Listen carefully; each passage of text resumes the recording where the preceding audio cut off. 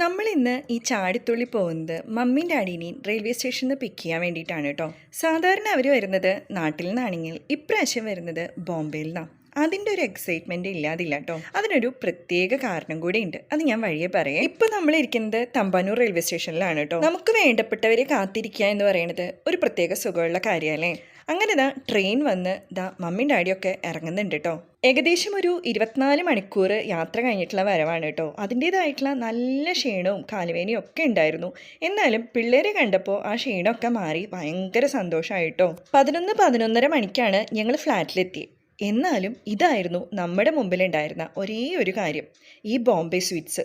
പണ്ട് ഇതുപോലെ ഒരു കൊച്ചമ്മ ഉണ്ടായിരുന്നു കേട്ടോ ഞങ്ങൾക്ക് ബോംബെയിൽ നിന്ന് വരുന്നത്. ഞാനും കുട്ടനൊക്കെ ഈ സ്വീറ്റ്സിന് വേണ്ടിയിട്ടാണ് കൊച്ചമ്മയെ കാത്തിരിക്കുക. ഇപ്രാവശ്യവും അതുപോലെ തന്നെ ബോംബെയിൽ നിന്ന് വരികയെന്ന് കേട്ടാൽ ഈ സ്വീറ്റ് ബോക്സ് ആണ് കേട്ടോ മനസ്സിൽ ഓർമ്മ വരിക. എന്തൊക്കെ പുതിയ സ്വീറ്റ് അതിലുണ്ട്, പഴയ സ്വീറ്റ്സ് ഏതൊക്കെയാണ്, ഇതൊക്കെയാണ് ഞങ്ങളുടെ ചിന്ത.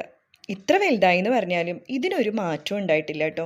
ഇന്നിപ്പോൾ നമ്മുടെ മക്കളും ഇത് എൻജോയ് ചെയ്തു തുടങ്ങി. ഇങ്ങനെ കിട്ടുന്ന സ്വീറ്റ് ബോക്സുകളിലെ ചില സ്വീറ്റ്സ് 2-3 ഒക്കെ ഉണ്ടാവും, ചിലത് ഒരെണ്ണേ ഉണ്ടാവുള്ളൂ. അപ്പോൾ ആ ഒരെണ്ണമുള്ള സ്വീറ്റ് എല്ലാവർക്കും കിട്ടാൻ വേണ്ടിയിട്ട് ഇവിടെ മുറിച്ച് കുഞ്ഞു കുഞ്ഞു കഷ്ണങ്ങളാക്കിയിട്ട് എടുത്തു വെക്കുകയാണ് കേട്ടോ. ഇന്നിപ്പോൾ ഈ സ്വീറ്റ്സ് എല്ലായിടത്തും കിട്ടാനുണ്ട് കേട്ടോ. നമ്മുടെ ലുലുവിലും അതുപോലെ തന്നെ ഒരുപാട് കടകളിൽ ഇതുപോലെ സ്വീറ്റ്സ് ഉണ്ട്. എന്നാലും ഒരുപാട് പേരുടെ ചൈൽഡ്ഹുഡ് മെമ്മറി ആയിരിക്കും ഇതുപോലെ നോർത്ത് ഇന്ത്യയിൽ നിന്ന് കൊണ്ടുവരുന്ന ഒരു സ്വീറ്റ് ബോക്സ്. ഒരുപാട് പേർക്ക് ഇത് റിലേറ്റ് ചെയ്യാൻ പറ്റും കേട്ടോ. ബോംബെയിൽ നിന്നോ ഡൽഹിയിൽ നിന്നോ വരുന്ന ഒരു കസിൻ ഉണ്ടായിരിക്കും, ആ കസിൻ വരുമ്പോൾ കൊണ്ടുവരുന്ന ഇതുപോലൊരു സ്വീറ്റ് ബോക്സും.